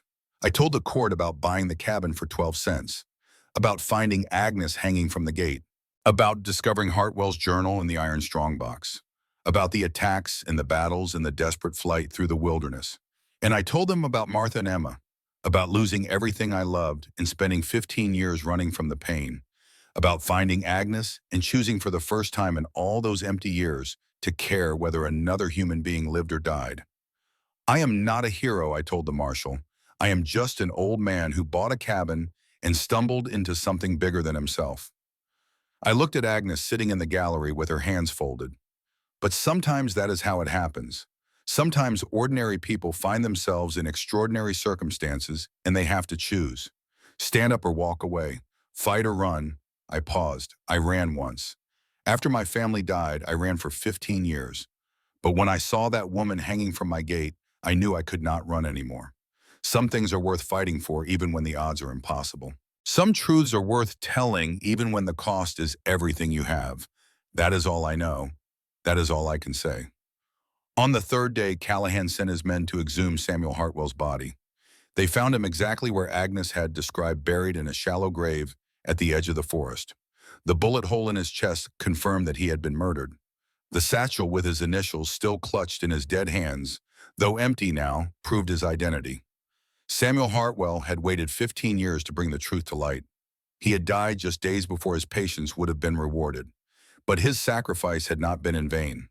They also searched Crane's office and home, finding a second set of books hidden behind a false wall in his study. These records documented the true extent of his criminal empire. Land stolen from settlers, from native tribes, from the federal government itself. Bribes paid to every level of territorial government. And detailed notes on which witnesses had been eliminated and exactly how their deaths had been arranged. The evidence was overwhelming and irrefutable. William Crane was finished. Governor Marcus Webb was arrested 3 days later. When news of the uprising in Liberty reached Helena, Webb understood immediately that his time was up. He abandoned his office, and his family disguised himself as a common laborer and tried to flee across the Wyoming border. But Callahan had anticipated this. He had sent riders ahead to watch the passes, and they caught Webb in a cheap hotel in Sheridan, hiding under a false name, with a bag full of gold coins and forged travel documents. Unlike Crane, Webb did not scream or threaten or make demands when they took him. He simply looked at the marshals, nodded once, as if acknowledging the end of a long game, and held out his hands for the shackles. He was a cold man, Webb, cold all the way through. I think he had known for years that this day might come, and he had made his peace with it in his own calculating way. That did not make him any less guilty, it just made him quieter about it. The trial was held in Helena, the territorial capital, in the largest courtroom in the territory. It lasted 4 weeks and drew reporters from newspapers across the country, from New York to San Francisco. The prosecution presented its case methodically, building a wall of evidence so solid that Crane's expensive lawyers could find no way through it. First came the documents, the forged deeds, the bribery ledgers, the incriminating letters, each one authenticated by handwriting experts, each one adding another stone to the wall of proof. Then came the witnesses. Clara Jenkins testified about her husband's death, producing the letter Thomas had written her the night before he died, warning her that something terrible was about to happen. Jacob Hare spoke about his son, who had been barely 18, who had witnessed one of Crane's secret meetings and died in a mine accident a week later. A mine that had been closed for repairs, where there was no reason for anyone to be.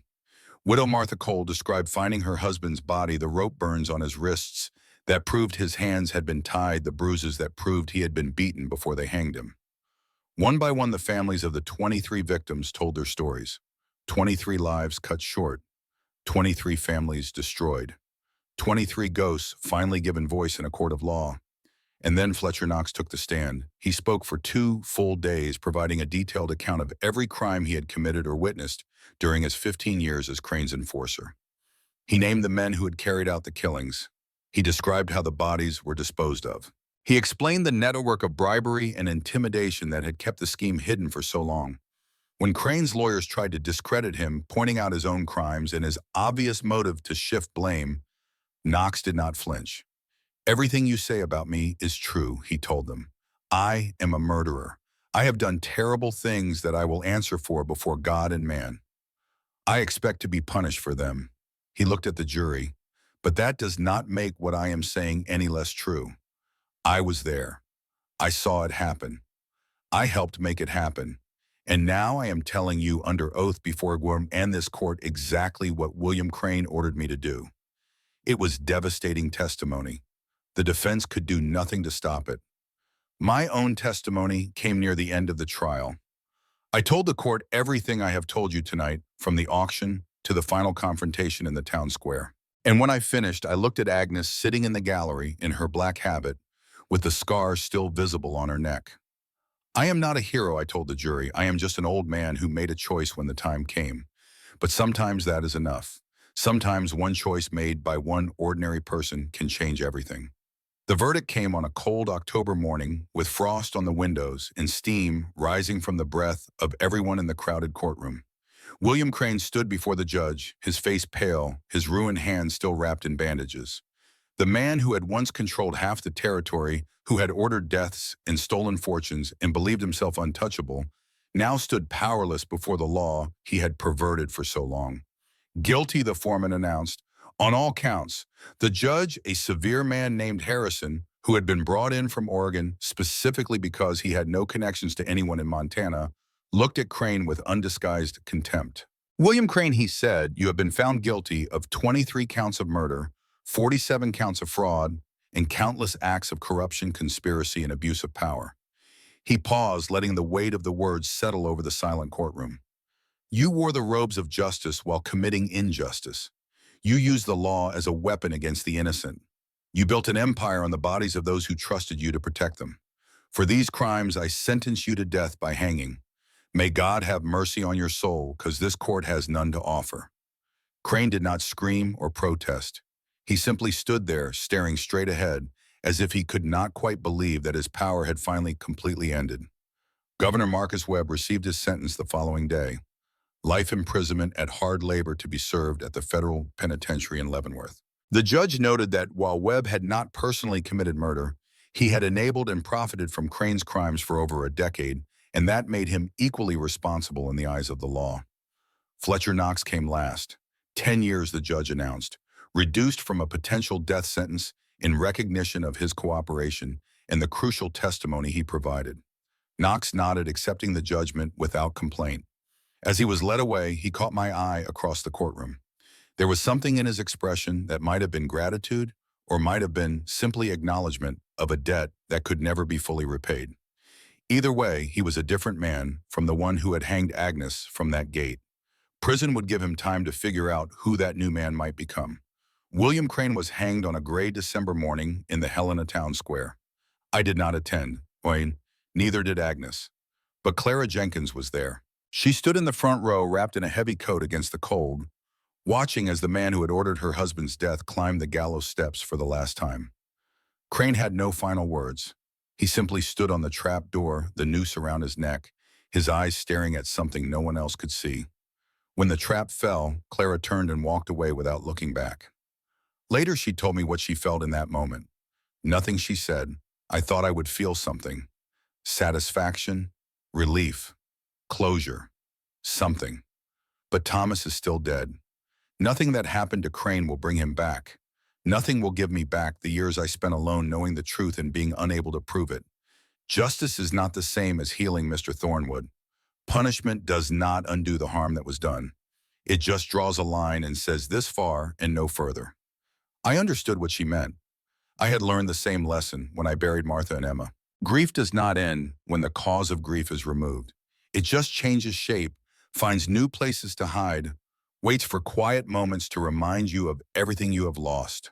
The real healing, if it comes at all, takes much longer and happens in quieter ways. The cabin was rebuilt the following spring.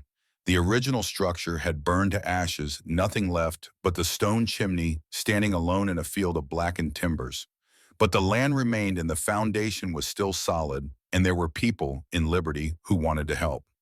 Jacob Harris did the ironwork, forging hinges and latches and nails, with his blacksmith's hands putting the same skill and care into my cabin that he had once put into horseshoes and plow blades.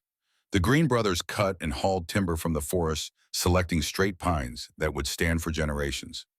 Even Father O'Malley contributed, though his skills were limited to holding boards steady while others nailed them in place. He was 70 years old and had never built anything in his life, but he showed up every day with coffee and sandwiches and a willingness to help however he could. I think it was his way of making amends. Not for the silence which could never be fully forgiven, but for the years he had wasted being afraid. He wanted to build something good to replace all the time he had spent doing nothing. The new cabin was larger than the old one. 2 bedrooms instead of one, a proper kitchen, a wide porch facing west, where a man could sit in his rocking chair and watch the sunset paint the mountains gold and purple and red. When it was finished, Agnes came to see it. She had been staying in town helping Clara run the general store, while the church figured out what to do with a nun who had survived a hanging and helped bring down a federal judge. They could not quite decide if she was a hero or an embarrassment, or both. She stood at the gate looking at the new cabin at the place where she had nearly died. Her hand rose unconsciously to touch the scar on her neck, as it often did when she was thinking about the past. "It is beautiful," she said. "It needs something," I replied. "What?" She thought about it for a moment. Then she smiled, the first real smile I had seen from her since we met, a smile that transformed her battered face into something approaching joy. "A sign," she said, "something to mark what this place means, what happened here." We made the sign together that afternoon. I cut the board from a piece of oak and planed it smooth. Agnes carved the letters with my Bowie knife, her large hands surprisingly deft with the blade. Just one word: freedom. We hung it from the gate in the exact spot where the rope had once held her suspended between life and death. "This is what it means," she said quietly, stepping back to look at our work. "Not freedom from chains or prisons. Not freedom from work or responsibility or the demands of other people. Freedom to choose. Freedom to become something different than what the world expects. Freedom to decide who you want to be and then do the hard work of becoming that person." She looked at me. "You chose to cut me down when you could have walked away. Fletcher chose to speak the truth when silence would have been safer. Father O'Malley chose to find his courage after 10 years of cowardice." She touched the scar on her neck. "And I chose to live when dying would have been easier. I chose to fight when giving up would have ended the pain. That is what freedom means. The power to choose even when every choice is hard." Agnes did not return to the convent in St. Louis. The church sent a letter offering to reassign her to find her a quiet posting somewhere far from Montana and its memories of violence and trauma. A place where she could heal in peace, they said, where she could put the past behind her. But Agnes was not interested in putting the past behind her. She was interested in building a future. "I came here to open a school," she wrote back to the Mother Superior. "That mission has not changed. The children of this territory still need education, perhaps now more than ever.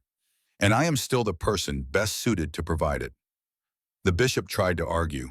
So did Father O'Malley, who worried about her health and her spirit after everything she had endured. But Agnes was not easily swayed when she had made up her mind. The schoolhouse was built next to the church, a small wooden structure with windows facing south to catch the winter light. Agnes painted the walls white and filled them with maps and pictures and the simple tools of learning. 20 children came the first year. Sons and daughters of farmers and miners and shopkeepers, along with a few children from the native settlements nearby, whose families wanted them to learn English and arithmetic and the ways of the world that was overtaking their own. Agnes taught them all with equal patience and dedication. Reading and writing and mathematics, history and geography, and natural science. And the quiet lessons that cannot be put into books: courage and integrity, and the importance of standing up for what is right, even when it is difficult. The children called her Sister Agnes the Brave. The name stuck, passed down through the years until it became legend. She never married, of course. Her vows to the church remained unbroken until the day she died. But she found family nonetheless in the hundreds of children who passed through her schoolhouse over the next 30 years. Many of them went on to become remarkable people. One of her students became a territorial judge, replacing the corrupt system that Crane had built with something honest and true. Another served 3 terms in Congress. A third founded a hospital in Billings that still operates to this day. When Agnes died in 1907, 5 years before this night, I am speaking to you, the church was too small to hold everyone who wanted to pay their respects. They stood outside in the snow, hundreds of people, young and old, rich and poor, all of them touched by her teaching and her example. She was buried beside the church under a simple stone that reads Sister Agnes Catherine Brennan, 1854 to 1907, teacher, survivor, friend. I visit her grave every Sunday, even now. I tell her about the week that has passed, about the people who came to see me, about the letters I received from the children and grandchildren of those she taught. I tell her about the world that is changing so fast around us, about automobiles and telephones, and all the wonders she would have marveled at. I like to think she hears me, but even if she does not, it helps to have someone to talk to. We were never romantic, Agnes and I. I want to be clear about that because people sometimes assume things that are not true. She was a nun, devoted to her faith and her vows until the end of her days. I was an old mountain man, still carrying the memory of Martha and Emma in my heart, after all those years, still faithful in my own way to promises I had made long ago. But we were friends, true friends in the deepest and best sense of the word. Every Sunday evening for 30 years, Agnes would walk out to my cabin for supper. We would sit on the porch as the sun went down and talk about everything and nothing, about the children she was teaching and the memories we shared, about the strange path that had brought us together and the stranger paths that life continued to take. She never asked me to be anything other than what I was, and I never asked the same of her. That is rare, I think, to be accepted completely without conditions or expectations or the hope of something more, to be seen for exactly who you are and valued anyway. We had 30 years of those Sunday suppers, 30 years of quiet companionship and the comfort of knowing that someone understood. When she died, a part of me died with her. But another part, the part she had helped bring back to life, when she hung from that gate, that part still remains. I still set 2 places at the table every Sunday. Old habits die hard, I suppose. Or maybe I just like to remember. Fletcher Knox was released from prison after 8 years. He had been a model prisoner, they told me. Quiet and cooperative, spending his days reading scripture and helping other inmates learn to read and write. He never caused trouble, never complained about his sentence, never asked for favors or special treatment. When he got out, he did not return to Montana. Too many memories here, I suppose. Too many ghosts. Instead, he went to Oregon, to a small town called Silverton in the Willamette Valley. And there, of all the things a man like him might have become, he became a minister. I received a letter from him about a year after his release. Mr. Thornwood, he wrote, I do not expect your forgiveness. What I did to Sister Agnes, to you, to all the others, those things cannot be forgiven. They can only be carried day after day for the rest of my life. But I wanted you to know that I am trying to become someone different. The man who hanged that woman from your gate, he still lives inside me. I see him in the mirror every morning when I shave. I hear his voice sometimes when I am tired or angry or afraid. But I am learning slowly to be someone else, to make different choices, to be the man I should have been instead of the man I was. I have a small congregation now, farmers and loggers mostly. Simple people with simple faith. I do not preach about redemption or salvation or the mercy of God. I do not think I have the right. Instead, I tell them about choices, about how every day, every hour, every moment, we have the power to choose who we want to be, about how it is never too late to start choosing differently. That is what you and Sister Agnes taught me, even if you did not mean to. That is what I try to pass on. I write to you not seeking absolution, but simply to say thank you for giving me the chance to make one right choice after 15 years of wrong ones. Fletcher Knox, we corresponded for 20 years after that until his death from consumption in 1898. His letters were always short, always humble, always focused on the small daily work of becoming a better man. I have his last letter still kept in a wooden box with Martha's wedding ring and Emma's baby shoes and the deed to a cabin that cost 12 cents and changed everything. The real cost, Knox wrote in that final letter, was not the price of the cabin or the bullets we fired or the blood that was spilled. The real cost was the price of your conscience. The price of choosing to do right when doing wrong would have been easier. You paid that price in full, Mr. Thornwood. That is more than most men can say. Silas fell silent. The fire had burned down to glowing embers, casting a soft red light across the cabin walls. Outside, the first gray light of dawn was beginning to touch the eastern sky. Thomas sat motionless, tears running down his cheeks that he made no effort to hide or wipe away. That is the story, Silas said quietly. That is what the sign on my gate means. That is why I have lived in this cabin for 34 years, watching over the memories of those I loved and those who helped me find my way back to life. He looked at the young man in his army uniform, at the uncertainty and fear he was trying so hard to hide beneath the crisp new fabric. You are going to war, Thomas. You will see things that will haunt you for the rest of your life.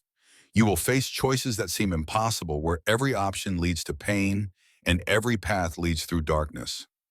When that happens, remember this story. Remember that a coward priest found his courage when it mattered most. Remember that a killer became a minister. Remember that a giant nun who should have died kept fighting until the rope was cut. And remember that an old mountain man who had given up on life found a reason to keep living, all because he spent 12 cents on a cabin nobody else wanted. Thomas stood slowly, his young body stiff from sitting all night. Mr. Thornwood, he said, his voice thick with emotion. I do not know what to say. You do not have to say anything. Silas smiled gently. Just remember, and when you come home, tell the story to your own children someday. That is how the dead stay alive, through the memories of those who come after. He gripped the young man's shoulder. Now go. Your train will not wait, and you have a long journey ahead. A longer journey than you know. Thomas picked up his bag and walked to the door. He paused at the threshold, looking back. Mr. Thornwood, he said, will you still be here when I come home? Silas smiled. I will be here or I will not. That is not for me to decide. But either way, this cabin will stand. That sign will hang, and the story will remain waiting for you to tell it to the next generation. He raised his hand in farewell. Go with God, Thomas Whitfield. Fight well, choose wisely, and come home safe. Thomas nodded once, then stepped out into the dawn. Silas listened to his footsteps crossing the porch and descending the stairs. He heard the creak of the old gate and the soft whinny of a horse, then hoofbeats fading into the distance until they were swallowed by the morning silence. The old man sat alone for a long time after that, watching the fire die and the daylight grow stronger through the windows. On the wall hung two photographs in simple wooden frames. One showed Martha and Emma captured in a Denver portrait studio 40 years before, young and beautiful, and frozen forever in that moment of perfect happiness. The other showed Agnes surrounded by her school children, tall and proud, and smiling with the joy she had earned through suffering. I did it, Martha Silas whispered to the photograph. I lived like you asked me to. I found a reason to keep going. The photograph did not answer, of course, but Silas had long ago learned to hear the voices of the dead in the silence they left behind. He closed his eyes, and in the darkness behind his lids, he saw them all. Martha laughing by the river where they had first met, Emma chasing butterflies through a summer meadow, Agnes kneeling in her schoolroom, helping a small child sound out the letters of his name. Even Fletcher Knox standing in the pulpit of his small Oregon church, preaching about choices to farmers who had never made the kind of choices he had made. All gone now, all waiting for him in whatever came next. But not yet. There was still coffee to make and a porch to sweep. There was still a grave to visit and a story to remember. There was still the weight of the morning sun on his face and the smell of pain on the mountain wind. There was still life for however long it lasted. Silas opened his eyes and pushed himself up from his chair with the slow determination of a man who had survived 92 years of living and was not quite ready to stop. Outside, the sign creaked gently in the morning breeze. Freedom, some prices are worth paying, Silas thought as he walked to the stove to start his coffee. Some battles are worth fighting even when you cannot win. Some stories are worth telling even when the telling takes all night. And some people are worth saving even when they are just strangers hanging from a gate waiting for someone to cut them down.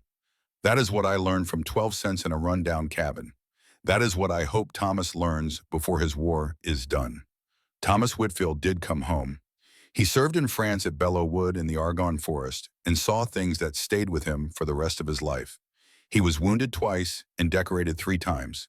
He watched friends die and enemies surrender and learned the terrible truth that war teaches all men who survive it.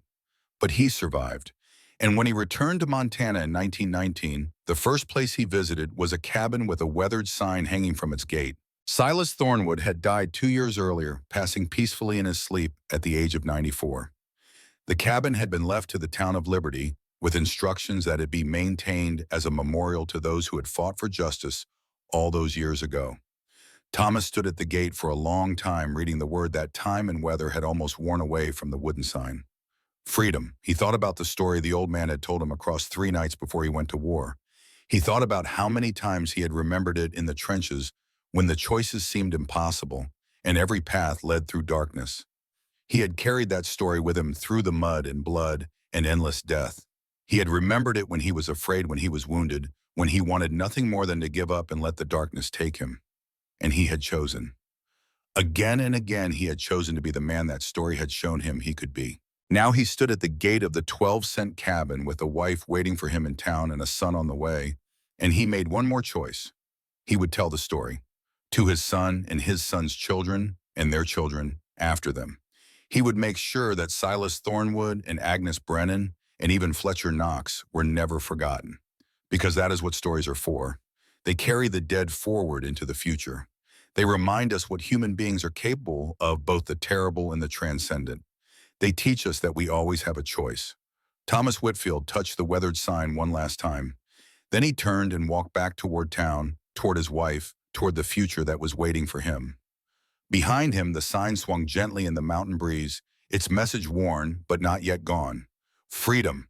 And somewhere, perhaps in whatever place the dead go when their work is finally done, an old mountain man and a giant nun were watching and smiling and knowing that their story would live on.